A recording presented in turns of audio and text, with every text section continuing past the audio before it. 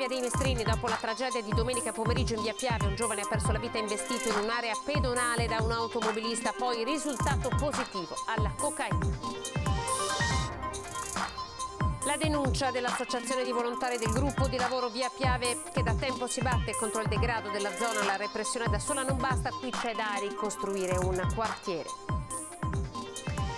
Parlano gli occupanti dell'appartamento in quartiere Pertini. Non abbiamo intenzione di andare via con una bambina piccola, devono assegnarci un'abitazione, dicono. I finanzieri che indagano sul Mose sono poi stati demansionati e spostati di sede di ruolo. Lo denuncia un'interrogazione presentata al Ministero della Difesa della deputata veneziana Arianna Spessotto. La nuova variante B5 sta prendendo piede in Veneto, è già arrivata al 22%. L'esperto immunologo conferma l'aumento dei contagi in estate era previsto dagli esperti. Proseguono i lavori di dragaggio a Punta San Giuliano che salveranno le società sportive. Ci sono ancora alcuni aspetti però su cui è necessario intervenire. A Burano aperta ufficialmente la strada alla candidatura dell'antica arte della Merlettonella, lista del patrimonio culturale immateriale dell'umanità dell'UNESCO. TG Venezia, buonasera. Partiamo come sempre, come ogni lunedì, dal sondaggio protagonista della puntata di Ring di questa sera dedicata all'emergenza siccità, incubo siccità. Siete pronti a razionare l'acqua? È il quesito che vi poniamo, per cui vi chiediamo di partecipare con una telefonata per il sì allo 0422 16 26 691, per il no lo 0422 16 26 690. L'esito del sondaggio in onda questa sera nel corso della puntata. Ed ora in apertura con la cronaca andiamo subito a Mestre, comune ancora scosso per la tragedia di domenica pomeriggio in via Dante, dove un 25enne in bicicletta è stato travolto e ucciso da un 36enne trevigiano di Roncade, che è risultato poi positivo alla cocaina. La mattina dopo la tragedia, sull'asfalto di via Dante ci sono ancora i segni della folle corsa conclusa con l'investimento che è costato la vita a Keule Dembele, il 24enne travolto in sella alla sua bicicletta dall'auto guidata da un 36enne di Roncade, risultato poi positivo alla cocaina ed ora accusato di omicidio stradale aggravato. Penso che faceva i 130, i 140 all'ora, diceva una signora. E ho sentito questo rumore verso le 3:30 di lamiere, qualcosa. Credevamo che ci stessero cadendo le finestre, sia io che la mia vicina di casa. Sono uscita e c'era la macchina qui capotata per terra. Dopo aver imboccato una strada riservata a pedoni e biciclette, l'automobile ha abbattuto 7 piloni di ferro, un cartello stradale, un lampione e un albero. Per fortuna ieri era domenica, che non c'era nessuno. Se era di sabato, un giorno qualsiasi, qui faceva una strage perché la scuola di bambini, escono tanta gente. Al momento del passaggio dell'auto, invece, in via Dante c'era solo il giovane operaio carpentiere della Fincantieri. I tentativi di salvarlo da parte dei sanitari sono stati vani. Il giovane è espirato poco dopo. Aveva appena comprato i biglietti per tornare in Mali e sposarsi. Nonostante la carambola, solo qualche ferita per il conducente. È uscito dalla macchina scalzo. Mia moglie deve averlo visto, aveva una maglietta insanguinata, poi con un pallone cercava di giocare ma era fuori di testa. È uscito scalzo, palleggiava con un pallone, poi non so da dove sia andato, è andato in via Ariosto, l'hanno beccato davanti al civico 3 e l'hanno manettato. In una zona di Mestre in cui la mancanza di sicurezza rappresenta già un grosso problema, ora è chiaro, secondo i residenti, che non c'è più da avere solo paura di ladri, rapinatori e spacciatori, ma anche dei loro clienti. L'ho fatta qualche ora prima questa strada, io abito qui dietro. Sono preoccupato, basta vedere la zona come è frequentata. Come è frequentata? Molto male, io lo dico ai vigili che ci sono le persone che dormono nell'aiuola. Mi hanno detto di rivolgermi al verde pubblico. E tra chi si batte contro il degrado c'è anche un'associazione di residenti che il giorno dopo l'investimento mortale in via Dante chiede una forte presa di posizione da parte anche della politica. Era un ragazzo del Mali che lavorava tranquillo, cioè uno di quelli che era venuto qui per lavorare, per integrarsi. Palma Gasparini ha deposto un mazzo di fiori in via Dante nel punto dove il giovane malese Keule Dembele è morto, travolto da un'auto guidata da un uomo positivo alla cocaina. L'ha deposto a nome del gruppo di lavoro di via Piave, un'associazione di promozione sociale senza scopo di lucro, formata da residenti che non si rassegnano al fatto che quest'area di Mestre sia diventata ciò che definiscono la centrale di spaccio del nord-est. Sono morte 3 persone quello scorso mese. No, 4 persone qua, in questa zona, una proprio qua in fondo. 3 le hanno salvate per miracolo, nella massima indifferenza. La cosa che a me spaventa è che ci sono anche tanti ragazzi giovani, 14, 15 anni. Ne hanno preso uno per pochi mesi fa, un ragazzino di 15 anni, che era venuto a comprarsi la roba da Treviso. Ai residenti non dispiacerebbe un presidio fisso delle forze dell'ordine che peraltro qui si incrociano abbastanza spesso, ma secondo l'associazione la repressione non basta da sola a risollevare un quartiere. Bisogna lavorare nel territorio, bisogna ricostruire un tessuto urbano, bisogna lavorare sulla convivenza.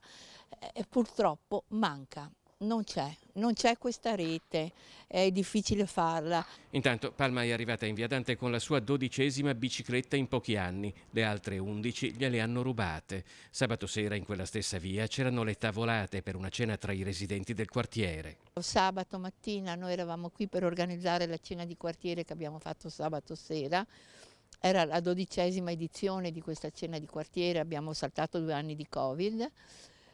Davanti a noi si è fermata una signora anziana, aveva la borsa nel cestino, è passato uno, gli ha rubato la borsa.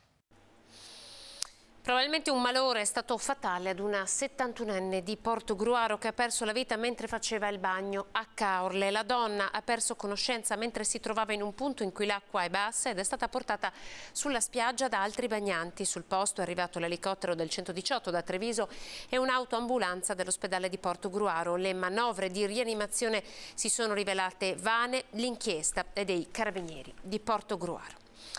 Ed ora ascoltate questa intervista, parlano gli occupanti dell'appartamento in quartiere Pertini. Non abbiamo intenzione di andare via, hanno una bambina piccola e non hanno una casa.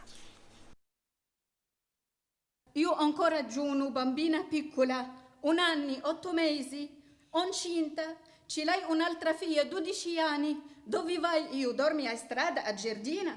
A parlare è la 35enne che insieme al marito una decina di giorni fa ha occupato un appartamento non ancora assegnato in via Vianni, in quartiere Pertini a Mestre. La coppia ha 3 figli, una di 12 che vive con amici dei genitori, una di poco più di 1 anno e uno in arrivo. Il marito guadagna circa 1.000 euro al mese con lavori a chiamata, ma non bastano, dice lei. Io non voglio dormire fuori con la bambina, le zanzare la divorano, continua, è un mio diritto avere una casa. Guarda la piedi di lei, aspetta, guarda la piedi, guarda tutte zanzare qua. Non posso dormire fuori perché è cittadinanza questa italiana, marito italiano, io obbligatori, dormi a casa, non a giardina. Quanti la comune? Senti a me e trova a me una cosa per dormire, io esci, senza casa io non posso esci niente. Però questa casa andava assegnata a Chiara nelle liste. Questo è un problema di comune. 130 case qua, non è chiude. Un problema. No, problema di comune, no problema da me. Lei capisce che voi avete fatto una cosa che è illegale, non si fa. Chi fate io? Chi fate? Apri casa per mia figlia, non per me. Per i bambini, non per me. Quindi voi non avete intenzione di uscire da qui? Non uscire da qui. Niente, non esci di questa casa. Gli occupanti di questo appartamento in via Vianna non hanno alcuna intenzione di andarsene. Loro dicono: abbiamo una bambina piccola, un'altra deve arrivare, se ne deve occupare il comune. Noi questa casa non la lasciamo. A meno che non venga assegnato un appartamento comunale, l'unico che possiamo permetterci di pagare, dice il marito, 32enne con cittadinanza italiana, al telefono. Io non voglio fare una cosa regolare. Io non ce l'ho nessun problema del comune a pagare l'affitto del comune, fare tutte cose del comune, non ce l'ho nessun problema. La comune ha fatto una cosa non va bene che non aiuta me e lascia 130 case chiude e io ai strada, capito? Io ho fatto no bene e la comune non ha fatto bene. Ma il comune ha le mani legate perché la coppia risulta residente nel Casertano. Residenti di via Pertini intanto esasperati, non ce la fanno più, chiedono un intervento per mettere definitivamente fine alle occupazioni abusive del quartiere. Loro hanno anche un lavoro e quindi si possono pagare un affitto come tutti quanti gli altri. Gli italiani ormai hanno stipendi da 900 o 1200 euro, quello è lo stipendio. Non possono accampare che allora, visto che ho 1.000 euro di stipendio, vado a occupare una casa del comune. Tutto quello che c'è da araffare, questi araffano. Noi non possiamo accettare queste cose. Siamo in un quartiere civile, vogliamo tranquillità, vogliamo sicurezza, vogliamo insomma le cose in ordine. I residenti del Pertini sono arrabbiati e preoccupati. Il problema delle occupazioni abusive sembrava risolto, invece non è così. Motivo per cui sabato scorso si è svolta un'assemblea a cui ha preso parte anche il senatore veneziano del Partito Democratico Ferrazzi. Ho aspettato 27 anni per avere una casa del comune con lo sfratto. Siamo stanchi di queste occupazioni. Io posso dire al comune che dovrebbero darsi da fare e assegnare questi appartamenti liberi per ovviare a questo. Questa per me è una prevenzione. Assegna, ci sono persone che ne hanno bisogno e le case non vengono occupate. Si ha anche paura perché non sai chi è che occupa la casa. Io alle 3 di notte mi sono svegliata quando sono venuti a occupare quella sopra. Ho chiamato i carabinieri che dopo hanno murato la porta. Un'altra casa sistemata con le sovvenzioni europee. Per cui adesso? Quella a destra, quella a sinistra, c'è quella sotto, quindi sono circondata da case vuote e c'è l'invasione tra l'altro degli insetti, calabroni, vespe. Sono costretta io da un mini scavalcare dalla camera e andare a distruggere le vespe che si formano sulle finestre. Non c'è controllo. Se non li consegni questi appartamenti sono come il miele che attirano le mosche. La colpa è di chi non fa queste assegnazioni. Noi non vediamo l'ora che le case vengano assegnate, ma non in questo modo. Questo è un modo illegale di entrare e di forzare e non accettiamo che avvenga fatto in questa maniera. Noi siamo per la legalità. Come avete sentito, anche l'appello, la richiesta dei residenti al Comune di Venezia è chiara. Assegnate gli appartamenti vuoti, altrimenti qualcuno li occuperà. I finanzieri che indagarono sul Mose sono stati demansionati e spostati di sede e di ruolo. Lo denuncia un'interrogazione presentata al Ministero della Difesa a prima firma della deputata veneziana Arianna Spessotto. Ufficiali della Guardia di Finanza che hanno indagato sul Mose e hanno permesso di scoperchiare quel grande scandalo sono stati tutti demansionati e volevo capire dal governo per quale motivo ciò è accaduto e anche una presa di posizione magari da parte del sindaco di Venezia e del presidente della Regione Veneto che su questa vicenda non si sono assolutamente spesi e pronunciati. Nel giugno 2014 la Guardia di Finanza di Venezia, comandata dal colonnello Renzo Nisi e diretta dalla Procura della città, effettuò 35 arresti nell'ambito dell'inchiesta sul Mose. Oggi un'interrogazione a risposta scritta al Ministero della Difesa, presentata a prima firma della deputata Arianna Spessotto assieme ad altri esponenti di Alternativa, chiede come mai questi ufficiali abbiano poi subito demansionamenti di fatto, spostamenti di sedie di ruoli e isolamento lavorativo che appaiono in evidente contrasto con la dedizione dimostrata e che possono essere interpretati come atti ritorsivi da parte di altri generali e ufficiali da questi indagati. Durante le indagini hanno anche indagato su loro colleghi e quindi è probabile che questo sia dovuto proprio a questi fatti, a queste indagini che hanno ad indagare, appunto ad arrestare poi a coinvolgere comunque personale della Guardia di Finanza. All'epoca dell'inchiesta, l'allora presidente dell'ANAC, Raffaele Cantone, definì quello del Mose il più grosso caso di corruzione mai scoperto in Italia. Circostanze queste, si sostiene sempre nell'interrogazione, che avrebbero meritato un riconoscimento e non certo un demansionamento. Chiediamo lumi al governo per questo, perché questo è quello che appare dai fatti e vorremmo capire qual è la posizione del governo e cosa il governo ci può dire in merito a queste circostanze. Covid, parliamo della nuova variante BA5, già al 22% in Veneto. L'esperto immunologo conferma che appunto tra gli scienziati questo aumento dei contagi era previsto. Dato quello che è successo in Portogallo, che è stata un'ottima spia del futuro, e dato il fatto che si sono allentate totalmente le misure di contenimento, questo è quanto uno si aspetta, né più né meno. Togliere le mascherine durante una pandemia, perché non è ancora finita la pandemia, non può portare ad altro. Per favore che non salti fuori che abbiamo allentato le mascherine perché il virus è più buono e cose di questo genere. Cioè abbiamo allentato le mascherine per motivi tutt'altro che medici, perché comunque il virus c'è ancora e le misure di sicurezza che tenevamo nel passato oggi non ci sono più.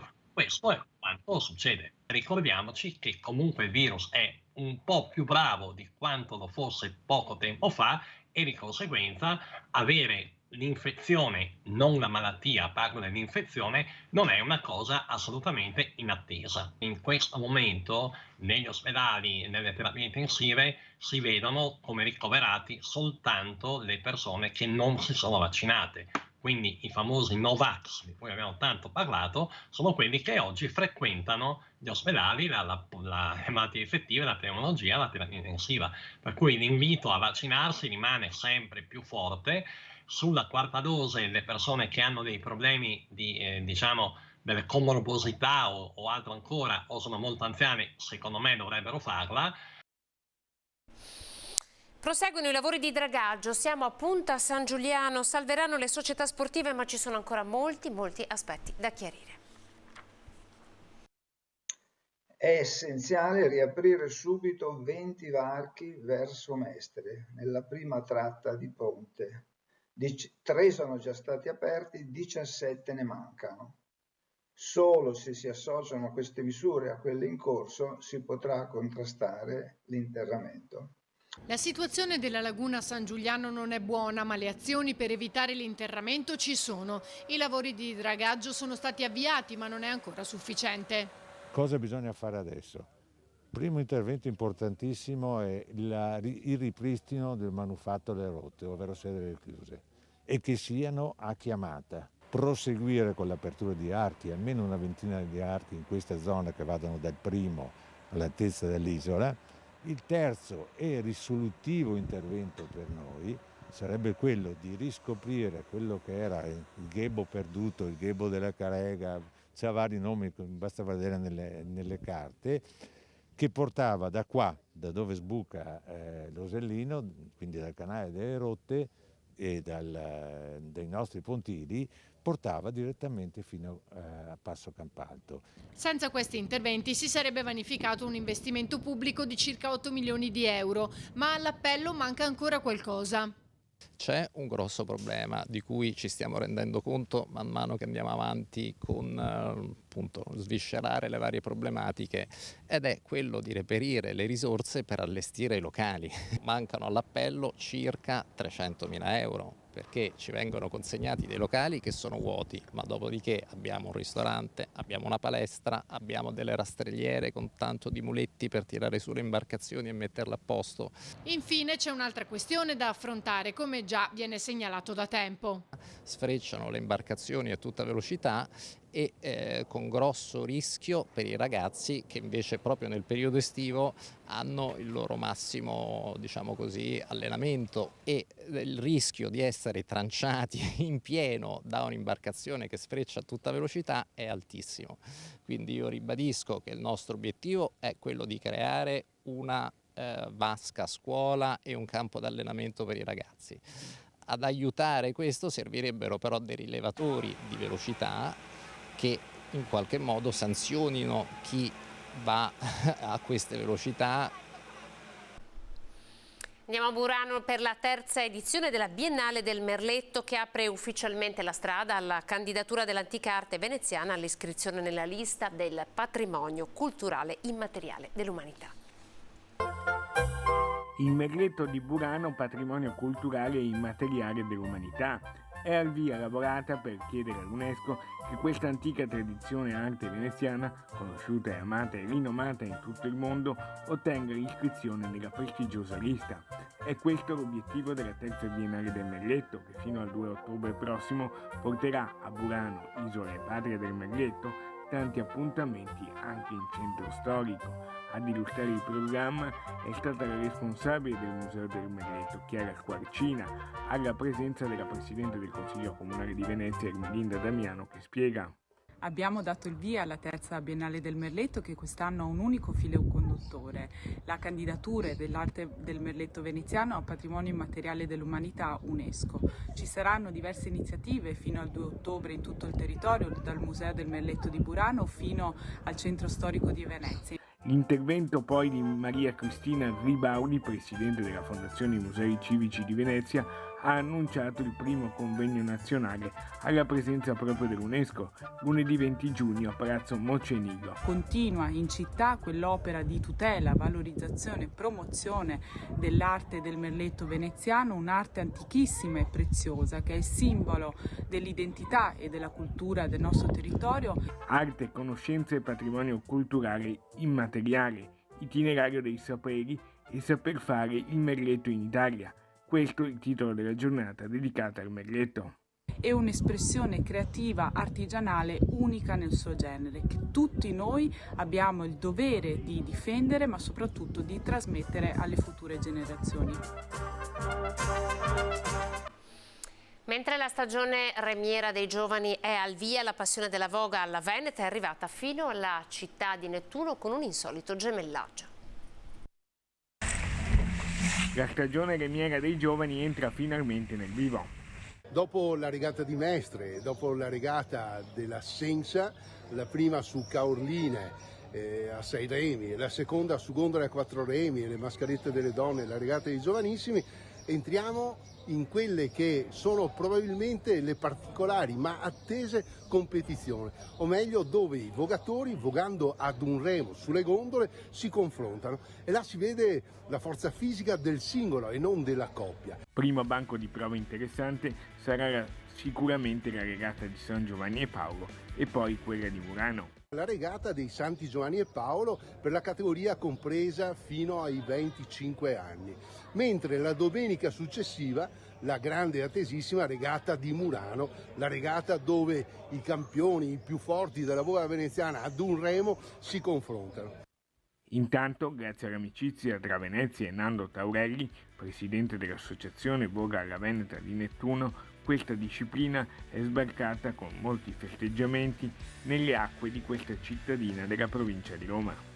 Le acque del Tirreno sono solcate da una balottina, da un puparino e da un sandro. Da circa più di 30 anni io tengo i rapporti con la città di Venezia, inteso come tessuto sportivo, quindi affascinato dalla voga della Veneta ho frequentato le scuole remiere, non ultimo adesso la Remiera Casteo, con la quale sono più di 10 anni che ci sono iscritto e socio, e vengo abitualmente a vogare nella Laguna Veneta, quindi nella regata storica, nella voga longa, alla Senza. Ogni qualvolta che c'è una regata sociale io vengo a Venezia. Vi ricordo l'appuntamento con Ring questa sera 21:15 con il vice direttore Ferdinando Avarino. Ci saranno il sindaco di Treviso Mario Conto e l'onorevole Diego Zardini per il Partito Democratico, Tommaso Razzolini, Fratelli d'Italia, poi il politologo Paolo Feltrin, Tommaso Ebert, giornalista e scrittore, autore del libro su Leonardo Del Vecchio. È tutto, grazie. C'è il tempo per le previsioni del tempo e poi TG Treviso. Arrivederci.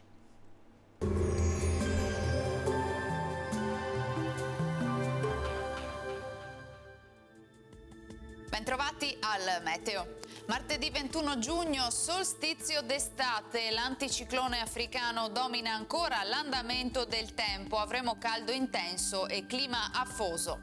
Nel dettaglio sul Veneto tanto sole ovunque, cielo al massimo poco nuvoloso, possibile instabilità sui rilievi nel corso del pomeriggio con qualche temporale di calore e in serata non si escludono locali sconfinamenti anche sulla fascia pedemontana e l'alta pianura. Temperature elevate e alti tassi d'umidità, minime tra 17 e 24 gradi, massime comprese invece tra i 31 e i 36 gradi. Spostiamoci ora sul Friuli Venezia Giulia, anche in questo caso cielo sereno o poco nuvoloso, sui monti occasionali rovesci nelle ore pomeridiane. Temperature minime sui 19-23 gradi, massime intorno ai 30-33 gradi. Infine diamo uno sguardo alla situazione del Trentino Alto Adige, ampio soleggiamento solo con qualche acquazzone a carattere sparso con il passare delle ore. Temperature minime intorno ai 20 gradi, massime sui 35-36 all'incirca. Dal meteo di Antena 3 per ora è tutto, grazie per l'attenzione, arrivederci.